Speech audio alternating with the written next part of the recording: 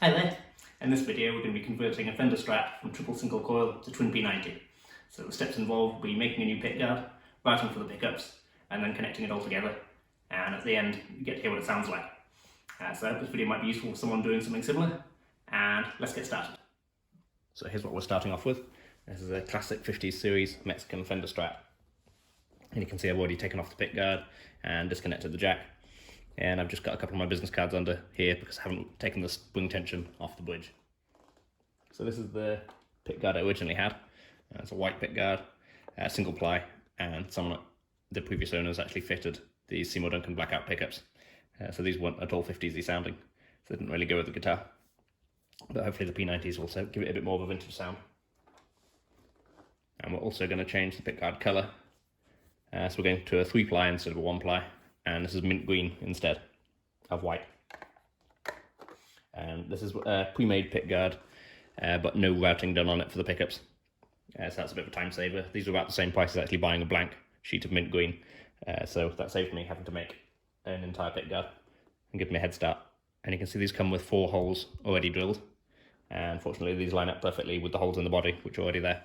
And these are the pickups we're going to be fitting. These are Knuckle Nantucket 90. And they're in the cream colour, so they should look nice against there. And they're going to sound great too. So the first thing I'm going to do is draw my centre line on the pickguard. So to do this, I've actually fitted the pickguard using the 4 screw holes which are already on it. And when I was fitting it, I was making sure that the gap either side of the bridge is the same to make sure it looks nice and accurate. And I've had to file just a tiny bit up around here to make sure the pickguard goes further that way towards the headstock, because it wasn't quite reaching these holes here. So it was only a tiny bit of scraping and filing up here. But now it's done and it's fitted up, it looks great. So I'm just going to now put the centre line on this and then mark for the pickups. So this pickguard's actually got a protective cover on. They usually come with a covering on to save damaging it. That means we can draw right on the pickguard and not worry about any marks on it. So I'm going to use one of these pens which can write on anything. Sharpie would work also, but they've got a fatter nib. This has got a nice fine nib, so it can be accurate. So I've rested the straight edge up here, up to about the 12th fret, firmly pressed against the side of the neck. I'm just going to draw a line down this side of the neck first. And I'll do the same on the other side of the neck.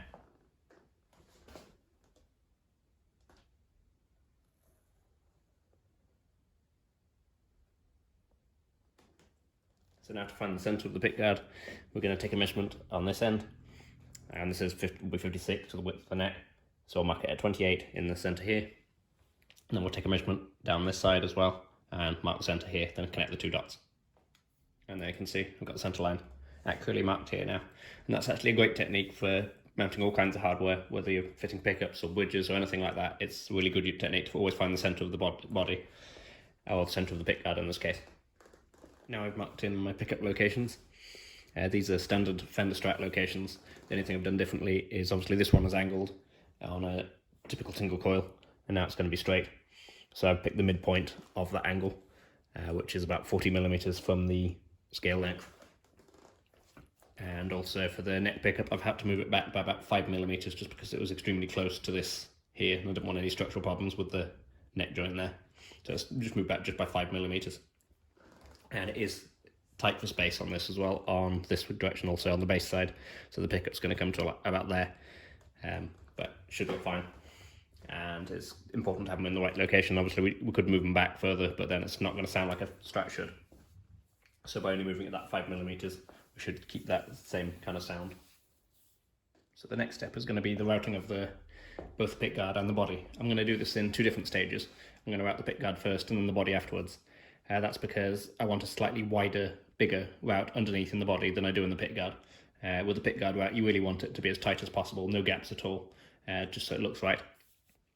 Whereas underneath, you want a little bit more space to allow for shielding, for example, and also just to allow for natural expansion of the wood, which it does do over time. It'll contract and expand, so you don't want to get to the point where your pickups actually get stuck in the guitar and they can't be adjusted for height anymore, which can happen if it's too tight.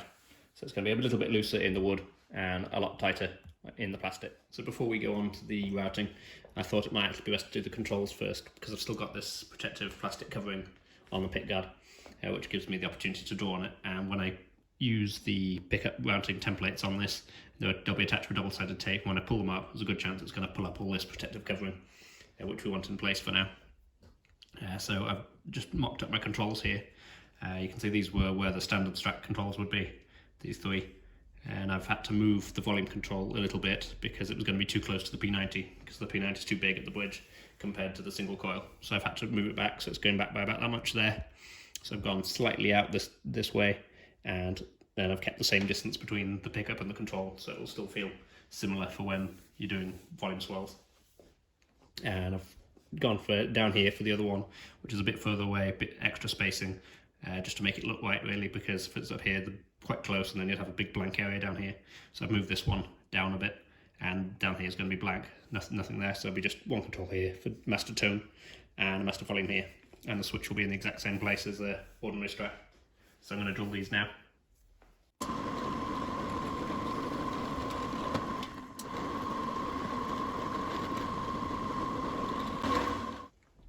I've only drilled one of the switch holes here because I'm going to drill the other one after I've cut the slot, just in case there's any inaccuracies where it's going off a tiny bit. You want to make sure they line up, so it's much easier to put one screw through and then drill the other one afterwards. To cut the slot itself, you can see I've just marked a load of little holes here with this spattle, and then I'm going to drill this on the drill press to about 1.5mm diameter, and then it'll just be a case of joining up the holes after with a needle file. So there you go, just drilled a bunch of holes in a row. Now I'm going to join them up with the needle file. So now with the slot cut, I can mount it with the one screw which I already drilled, and then I can mark with the drill bit through the other hole to make sure I get that spacing perfect. And I can take the switch off and drill that hole. So now I've mounted the other screw and checking the switch, make sure it's not webbing on any of the sides, which it's not, so everything's aligned, and obviously the holes are lined up as well. Now I've got my template mounted to the pickguard, and I've also got the pickguard mounted to this fixture, which I use for routing when you don't want to route into the workbench underneath, so the router cutter can go underneath without going into the workbench. So that's what we're going to do now. We're going to cut for this. I've triple checked it's all square and straight, so there should be no problems there. And once we've done that on, we're going to do the same to the bridge pickup. You'll see I've just drilled a stick here, just one hole in the centre. And that's just to allow the router to start through, so I'll start with the router through that hole and move it from there around.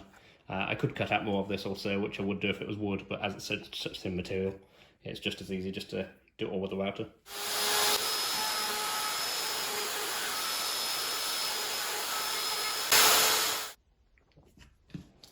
So that's that one done. Now I'm going to do the same for the other one. There we go, that all went well, nice and lined up, and there are no gaps or anything around the edges. So I'm happy with that, and you can see now how the two colours are going to go together, the nice cream and the mint, which I think go nicely together.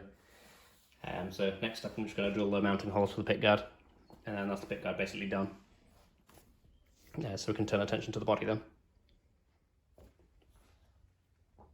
So now I've just laid down some masking tape on the body in preparation for routing the pickups into the body.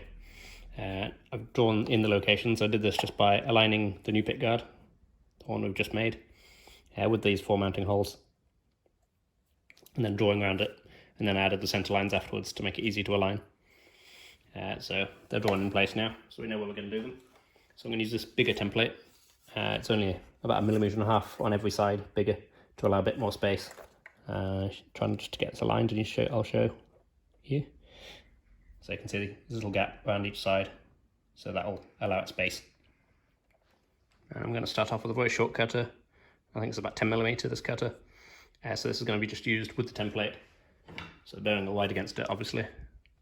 And then it's just going to use to get a really shallow pass, probably well under 1mm, more like 0.5 mm, and that's just going to take off the paint at first, because you don't want to try and cut too much at the same time as cutting the paint. So you just do a really shallow pass just to cut through the paint, and then you can extend the depth.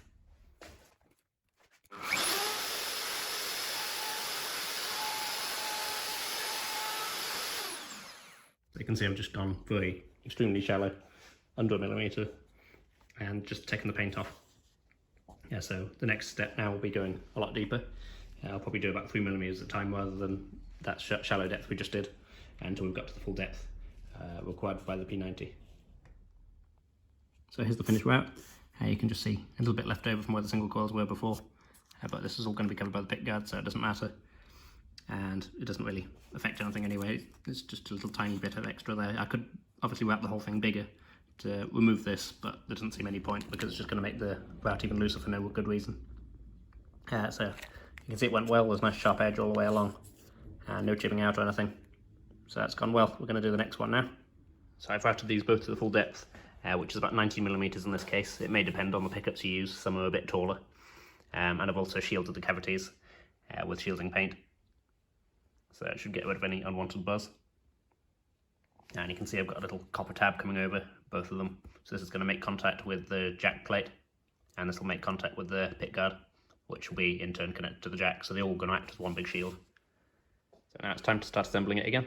I'm going to put the bridge on first, and then I'm going to put the neck on, and then pickguard.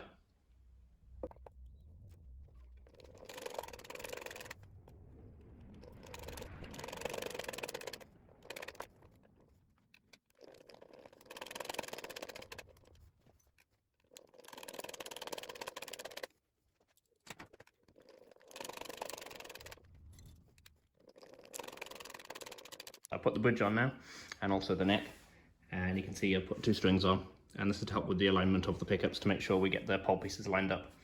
These are actually Gibson spaced pickups, all P90s are, and it's obviously a Fender spaced bridge, so there's always going to be a tiny bit of mismatch on the pole pieces, but it's very small.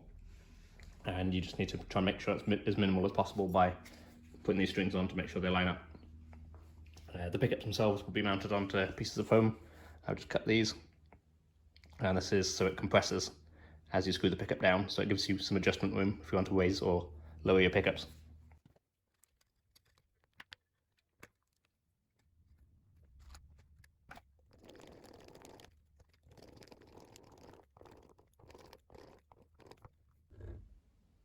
So now the pickups are in, we can turn our attention back over to the pickguard, and we can wire up the volume, the tone and the switch.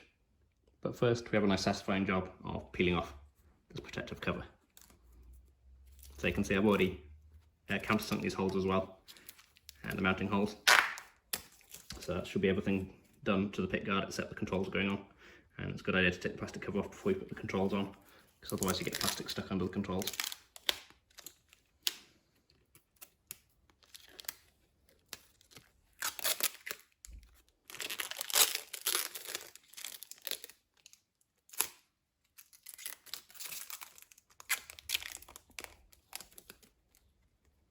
So you can see we've got a nice undamaged surface there, there's no marks on it at all.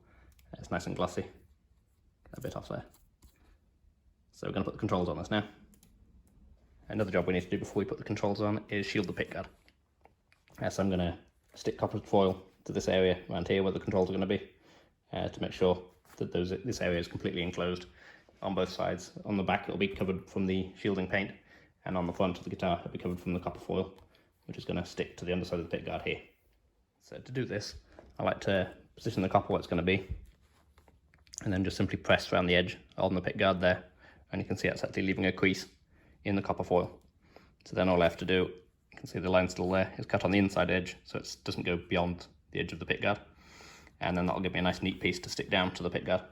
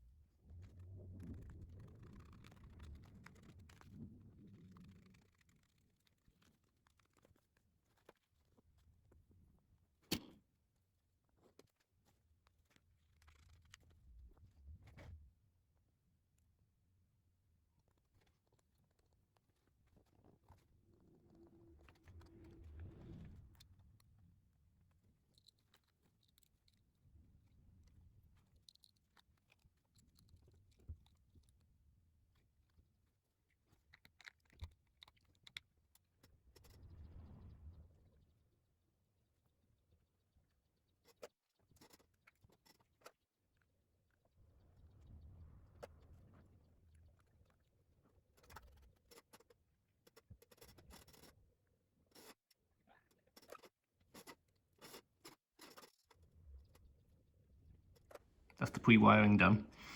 These are CTS 500 parts which go well with P90s, and this is a 22 cap. I'm actually using a metric switch rather than the traditional Imperial ones. I know a lot of people will be upset by that, but I actually prefer these. I've had less of these go wrong than I have of the others, so I always use these.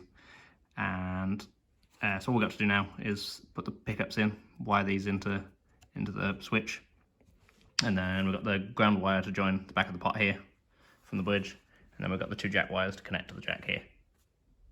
There we go, so all the connection's done now. So now we're going to move on to the jack and get that wired up.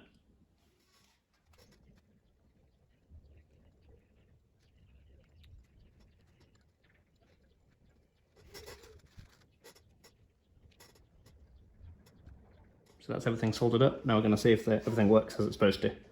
So the volume works. And this should be the neck pickup only, so we're going to tap on the pickup. Hear a nice tap there, so that means that one's working. In the middle position, both on. In the bridge position, neck off, bridge on how it's supposed to. And see if we can hear the tone working.